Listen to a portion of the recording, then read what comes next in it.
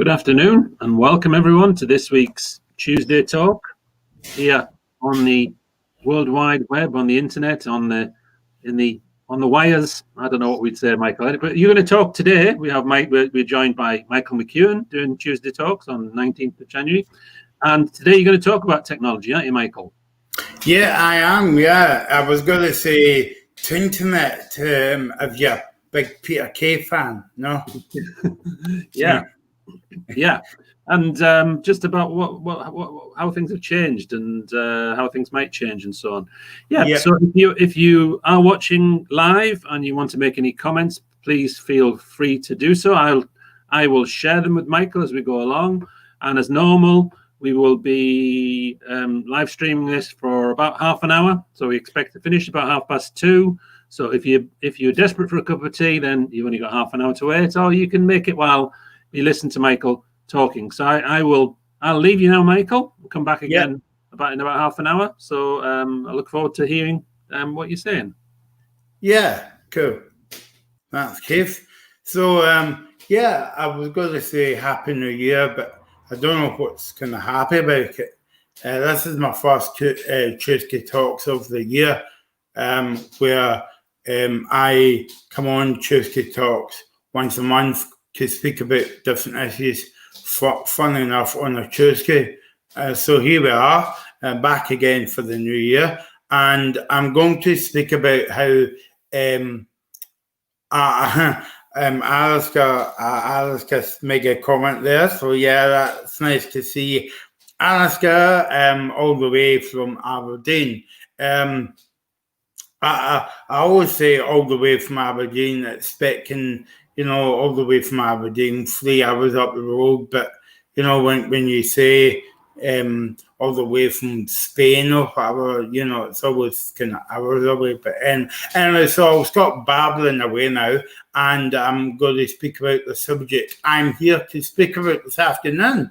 And it's going to be about, because I know you're desperate to know what I'm going to speak about.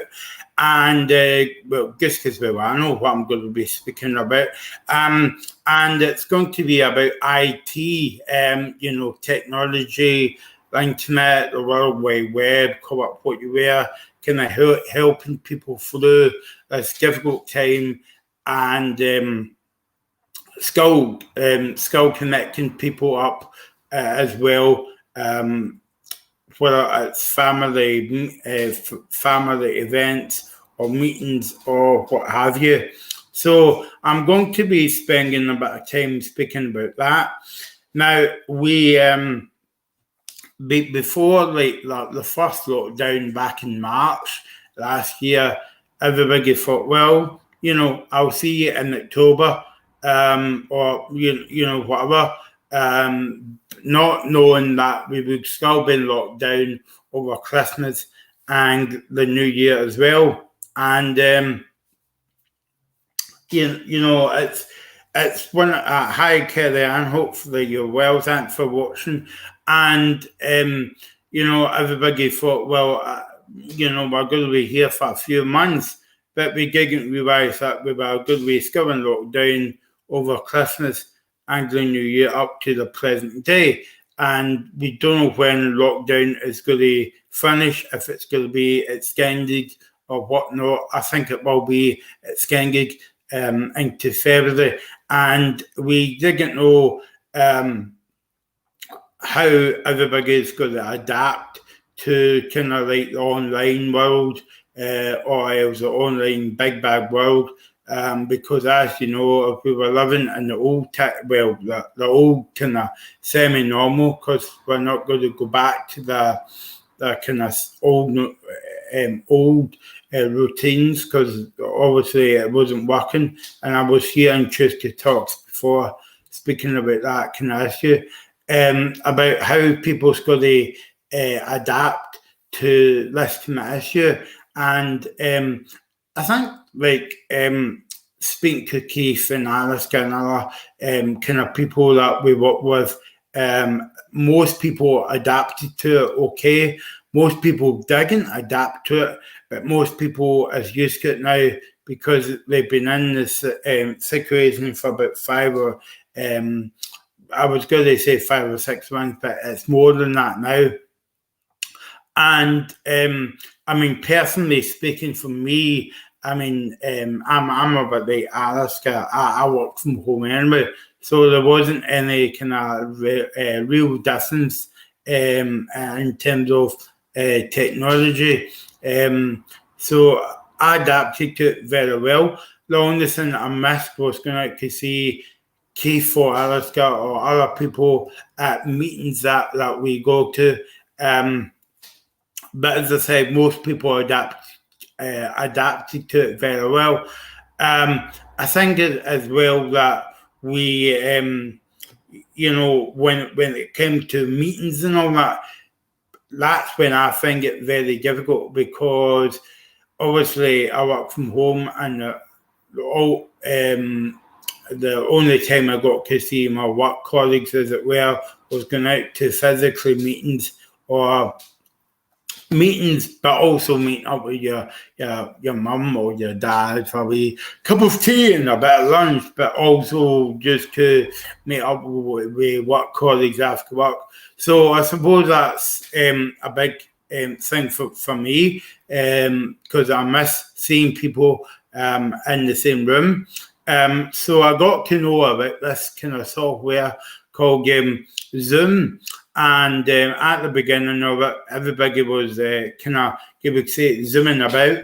And they were sending me kind of, hi, Mark, hopefully you're well, thanks for watching.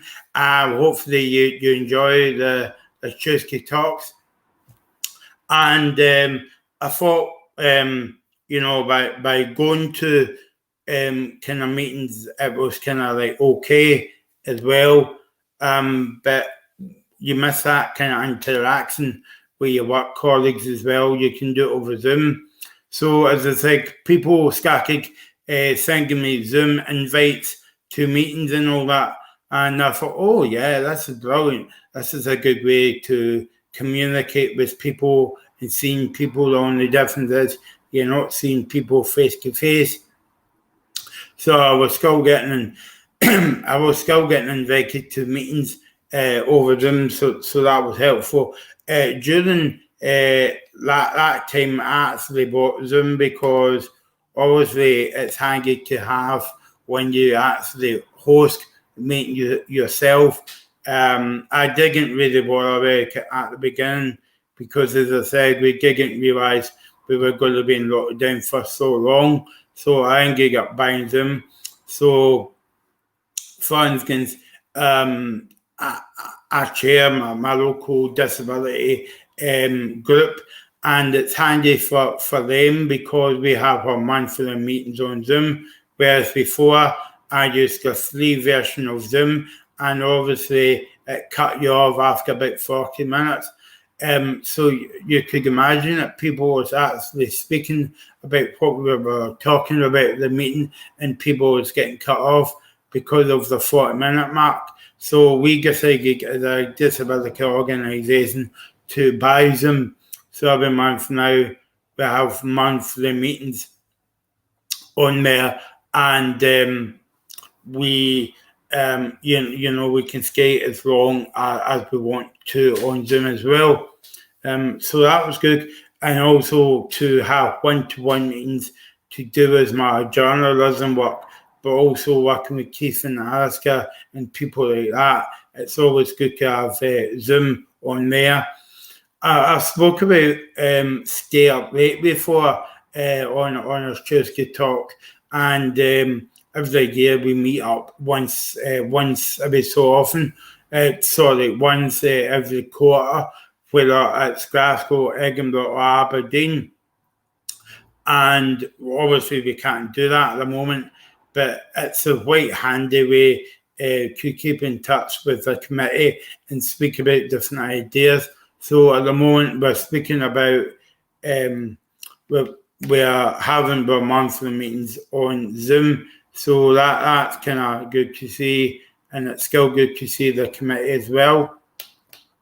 At the beginning of lockdown, everybody was a bit bored of lockdown and not going out to live gigs because, as you know, there's a good atmosphere when it comes to live gigs as well. So we decided as a Skate Lake committee to all got a kind of online gig on Zoom, and we based it around a nightclub. So basically we had like 3 different rooms. We had a DJ room, we had a band room as well. So when you connected to Zoom, then when you connected to Zoom, that would be your main reception, and you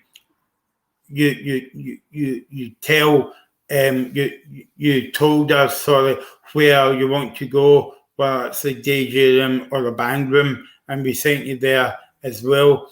And that night was brilliant. I think we had 45 people or even more. And what I like about Zoom was as well that you can create so many breakout rooms as well. So we had 3 breakout rooms, and it was good. It was good because people came online to see different bands playing or different DJs playing as well. But also people didn't really know each other. But by the end of the night, people were swapping numbers and adding people on Facebook, and that was good to see. We and then also it was good to see from a Skate Lake point of view that people with learning disabilities were staying up later than half 9 at night. They were actually on Zoom until 1:30 or even later at night. So that was good to see as well. Because if this was a normal time, Stay Up Late, the campaign, if this was a normal time, support workers would take away their clients at 9 o'clock at night. So we've had Stay Up Late events. Keith Aliska and myself and Dr. Danielle Farrell has been heavily involved in No Labels, No Walls. That is part of the We Are One Festival, where we had the We Are One Festival last year. We Are One Festival is a kind of citizens network. So last year we had 2 days of events in Glasgow. On a Friday night we had the Skate Lake gig, and Saturday we had different workshops. So during lockdown, we wanted to do it, but we didn't know what way. And we actually teamed up with an organisation loosely through the Citizens Network run by Simon Duffy. We teamed up with an No Labels, No Walls, where there's people from Los Angeles and Finland as well, and we meet up every Monday to speak about different issues. So there's people all over the world making change to citizenship. So whether you're got a disability, LGBT, mental health, or whatever, we should still be treated the same. So that event was a kind of good event. Last year, as I say, it was live in person. This year, funny enough, it wasn't. It was a Zoom event, and we may get into a whole event of a whole week of events. So midnight here, the No Labels No Wall Festival continued because it's midnight here. I think it's during the day in Los Angeles and stuff, and people went online to watch, and there was entertainment for the whole week, and that was brilliant. Again, if you want to find out more about No Labels, No Walls, check them out on Facebook and Twitter as well. And if you want more details, let myself or Keith Aliska know, and we'll invite you to the meetings as well. Another thing is, just to tell you quickly, No Labels, No Walls are beginning to launch a TV online station next Monday. And if you want to come to the launch, let us know. It's called Citizens TV, Citizens Network TV, where people from all over the world is making content for the channel. So me and Keith it's going straight late, and people from all over the world is getting involved as well. As I say, the launch is next Monday, and if you want to come, let us know as well. I mean, as well as speaking about online stuff, and it's brilliant to communicate as well. When I was working on my Tuesday Talks today, I realised that the world's actually quite small in the way of Zoom or Teams. That's another kind of online platform that people uses as well. But I was also thinking about digital poverty out there, and the skill a lot. Even though I'm speaking about it's good to have you're still connected to your friends or your family, but we must remember the people, it's unfortunate, and they haven't really got an iPad, they haven't really got a mobile phone or a laptop as well, because we always speak about technology, but we don't really speak about people that want to use technology but not getting access to that. So I came across a website for anybody, and it's part of the Scottish Government. It's called Connecting Scot. So I'll say that again. It's called connectingscotland.scot, and it will give you information about if you need any help getting an iPad or a laptop, or if you've got a laptop or an iPad, and if you haven't used an iPad or a laptop before in your life, well, they can help you as well. Also, connectingscotland.scot is a good website, and also contact your local councils as well, because I think, and don't quote me when I say this, that most councils have got iPads to kind of like give away to people. It's, well, I was going to say vulnerable. I don't like that word, as you know, because I've done a Truth to Talks and that as well.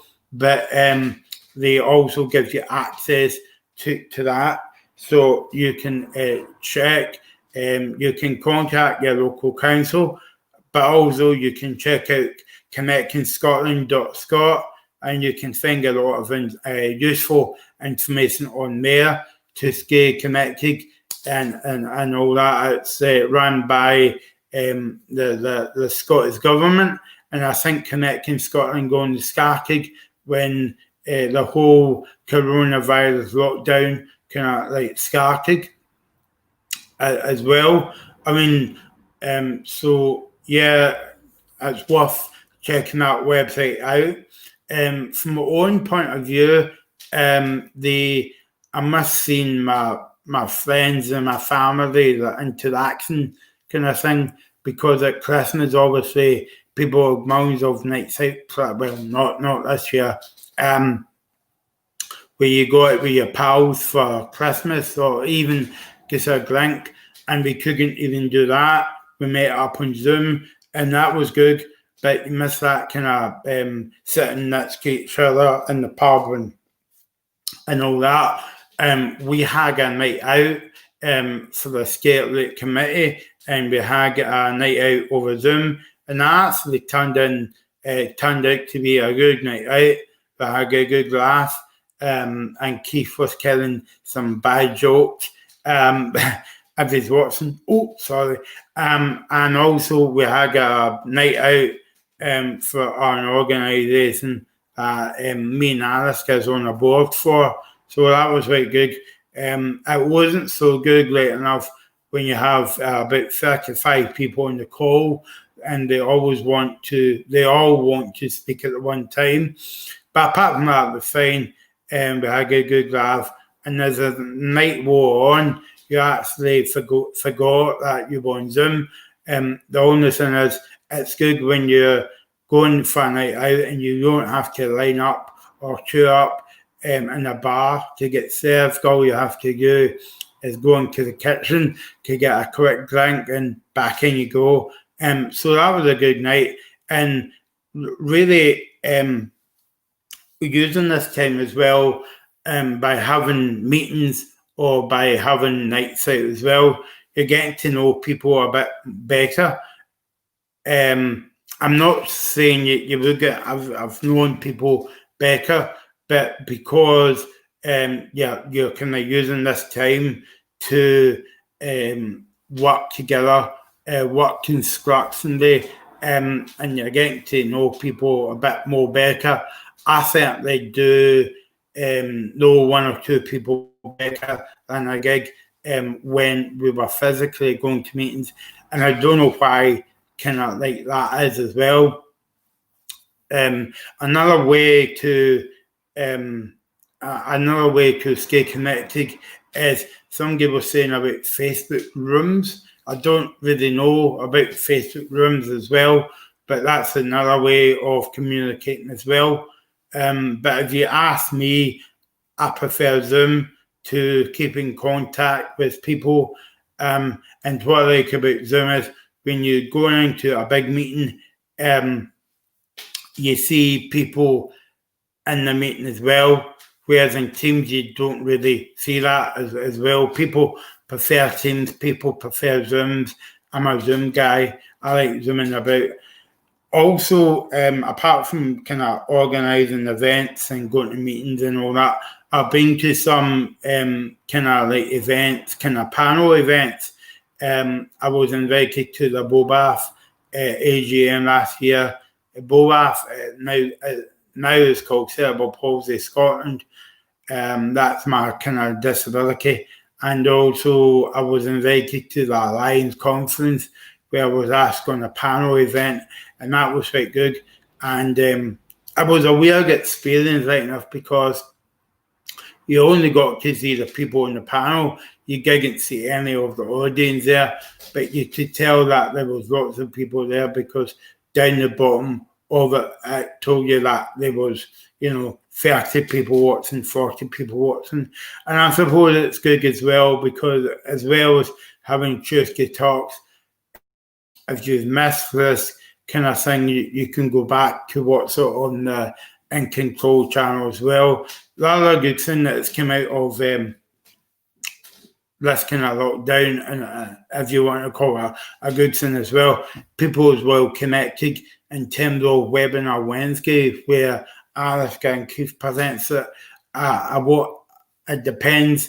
If I'm busy with a meeting or whatever, I watch it live or watch it recorded.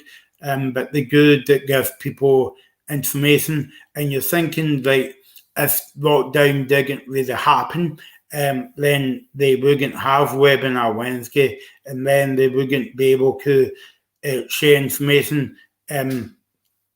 Because every week they have different guests on from different organisations. And I mean, I kind of know the guests and what they're talking about, but it's nice to see them actually on screen. So I think the whole coronavirus lockdown part 2, or whatever you want to call it, has actually been when you take a, it's annoying how you can't see your friends and your family, and you know that you want to go out the weekend to the football or whatever. But if you look at it from a work's point of view, kind of like IT, whether it's Zoom or Teams, we're still kind of like connected in a way.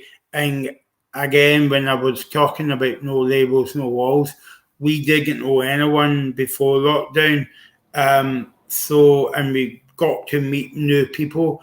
And I suppose Zoom is a good way of networking with different people, different organisations as well. And you're getting to meet people from all different backgrounds.